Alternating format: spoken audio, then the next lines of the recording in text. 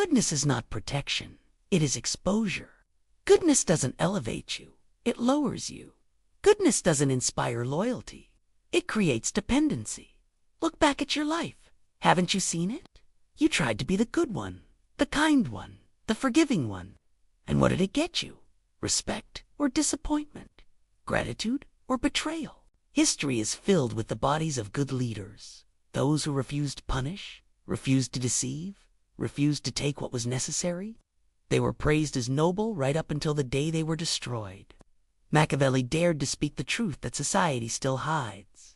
Goodness is not a principle, it is a mask. Wear it when it serves you, but the moment you mistake the mask for reality, you're finished. People don't respect goodness. They exploit it. They respect strength. They obey cunning.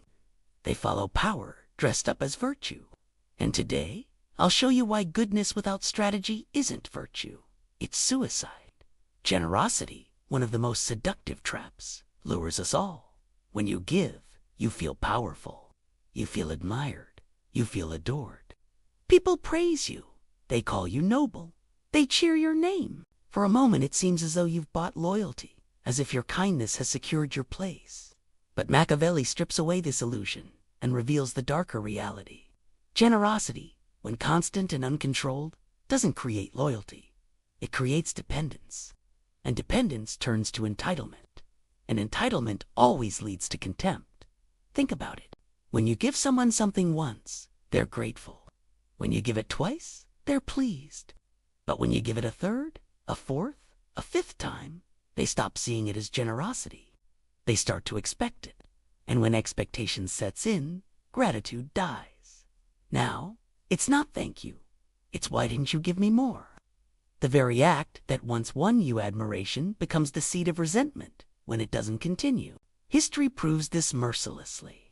Rulers who spent lavishly on games, festivals, and endless handouts were celebrated as generous in their prime. But when the treasury emptied, their subjects cursed them for failing to provide. Generosity bought them short-term love, but long-term weakness. The crowd that once adored them became the mob that demanded their heads. The problem was never that they were hated for giving. It was that they had taught their people to expect gifts forever. And no one can feed an endless appetite. The same pattern plays out in every corner of life. The employer who bends over backward to please employees with perks and favors discovers that the moment one favor is withheld, resentment boils over. The friend who is always the one paying, always the one helping, always the one saying yes, eventually learns the brutal truth. When they stop giving, they stop mattering. The partner who showers the other with gifts and indulgences discovers that affection purchased this way is fragile. When the gifts end, so does the love. Generosity creates warmth in the moment, but it rarely builds loyalty that survives the absence of generosity. Machiavelli warned that it is safer for a ruler to be seen as frugal than to be ruined by generosity.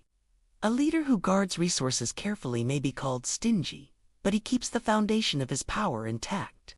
Without wealth, without reserves, without strength, a ruler cannot command armies, cannot enforce laws, cannot secure his position. Generosity may win applause today, but it empties the coffers needed to survive tomorrow. And once survival is at risk, no amount of applause will save you. That is the cruel economics of generosity. The cost always outweighs the return if it becomes constant. People remember your failure to give far longer than they remember your generosity. They turn kindness into expectation, expectation into demand, and demand into resentment. What was once a virtue becomes a liability. The wise leader and the wise individual learn to ration generosity, to give rarely but decisively, to make generosity memorable, not routine, to give in a way that binds loyalty, not in a way that creates dependency. One calculated gift can inspire loyalty for years, if it is given at the right time, under the right circumstances. But constant giving cheapens the gesture until it means nothing. You've seen this, haven't you? The parent who never says no raises children who despise them. The boss who always gives in to demands loses authority. The friend who always sacrifices ends up abandoned. Generosity feels noble, but without calculation, it hollows you out. It drains your strength while teaching others to despise you for not giving more. Machiavelli's lesson is ruthless, but undeniable. Generosity is a tool, not a way of life. It must be used strategically, sparingly, like a weapon drawn only when it serves survival. Endless generosity is not kindness. It is slow suicide. Better to appear miserly and endure than to give endlessly and collapse.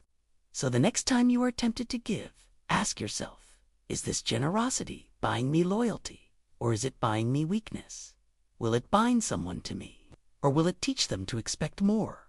Because in the economics of power, every gift has a cost. And if you cannot afford the cost, then generosity is not virtue. It is ruin. Think about the last time you tried to be the good one. Maybe you forgave someone who didn't deserve it. Maybe you gave more than you could afford to give. Maybe you told the truth when lying would have protected you. And tell me what happened. Did the world reward you for your virtue? Or did someone quietly take advantage of it? Did they respect your kindness? Or did they push further, demanding more, testing how far they could go before you snapped? This is the trap of goodness. At first it feels noble, almost intoxicating. People cheer you. They admire you. They call you generous, merciful, honest. But slowly, almost invisibly, the applause becomes expectation. The kindness you once gave as a gift becomes something they believe they are owed. The mercy you once showed as an exception becomes something they demand as a right. The honesty you thought would build trust becomes a weapon used against you. And you find yourself drained, exposed, cornered, not because you were bad, but because you were too good. History is merciless in proving this truth. Julius Caesar pardoned his enemies in the Roman Senate, thinking forgiveness would unify Rome. They repaid him with daggers in his chest. Richard II of England forgave the nobles who rebelled against him, hoping mercy would bring peace. They deposed him and forced him to abdicate. Their mistake was not weakness of arms. It was weakness of virtue. They believed their enemies would respect goodness. Instead, their enemies saw it as an opportunity. But you don't need to look at ancient kings to see this. You've seen it yourself.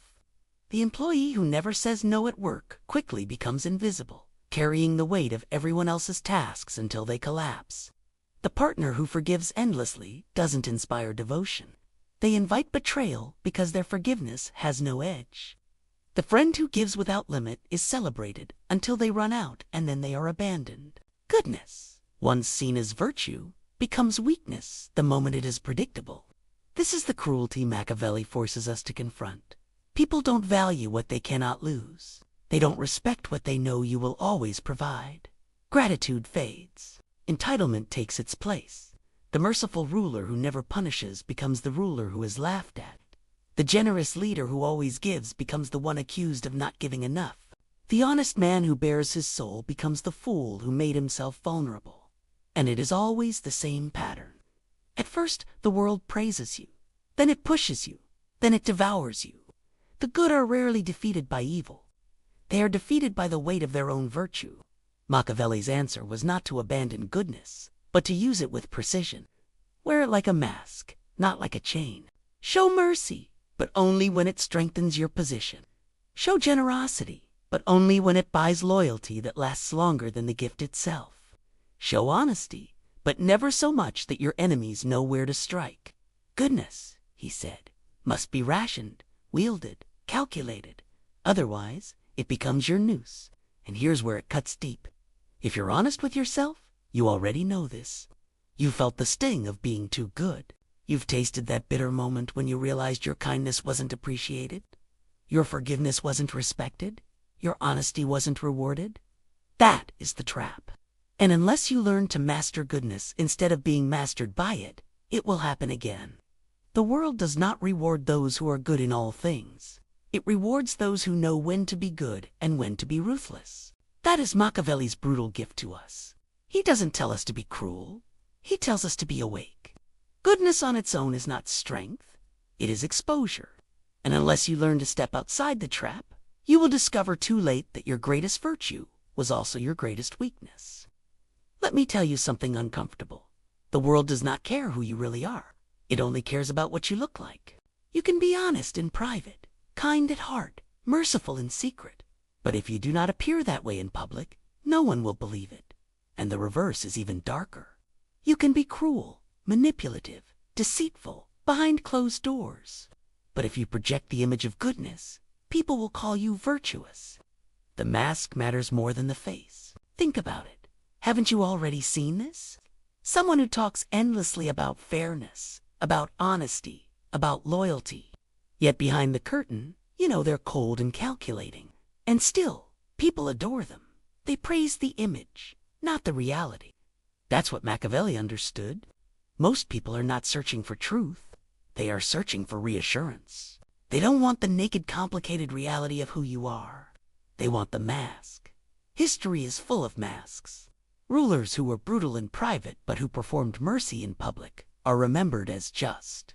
Leaders who staged generosity with grand gestures while quietly tightening their grip on power are remembered as great. Their subjects never saw the blood in the shadows, the betrayals in the council chambers, the steel behind the smile. They saw the performance, and the performance was enough. And it's the same today. People fall for images more than reality. The boss who delivers stirring speeches about teamwork is trusted, even if he crushes dissent in private. The public figure who donates publicly to a cause is called generous, even if behind the scenes they hoard power. Even in our personal lives, we know people who project loyalty while calculating advantage, who appear compassionate while masking their indifference. And what happens? They are believed, they are rewarded, they are trusted. Why? Because they understand that the mask of virtue is stronger than virtue itself. Here's the dangerous part. Many leaders begin to believe in their own performance. They put on the mask so often that they forget it is only a mask. They start to think they really are the merciful ruler, the generous leader, the honest man. And once they start believing, they make mistakes. They forgive too much. They give too much. They reveal too much. They confuse image with reality. And their enemies exploit it. That is how they fall. Not because they were bad actors, but because they started believing their own act. The survivors, the ones who endure, never forget the difference. They understand that appearances are tools, not truths. They wear the mask with precision. They smile while plotting. They speak of peace while preparing for war. They show just enough kindness to earn trust, just enough honesty to appear credible, just enough mercy to inspire loyalty. But they never let the mask slip. And more importantly, they never forget it's only a mask. That's the line between survival and ruin. Ask yourself, how many times have you believed the mask? How many times have you judged someone not by what they did, but by what they seemed to be? You probably wanted to believe them because the mask is comforting. It tells you the world is simpler than it really is. It tells you that goodness is real, that leaders can be noble, that friends can be entirely loyal. But deep down, you know reality is harsher. You've seen it. The person who seemed kind turned out to be ruthless. The one who promised honesty lied when it mattered most. And still, you believed the mask until it was too late. That's why Machiavelli's lesson is so unsettling. He isn't just describing kings and princes. He's describing all of us. We wear masks every day. We present a version of ourselves that others want to see, not the reality of who we are. And the truth is, the mask works.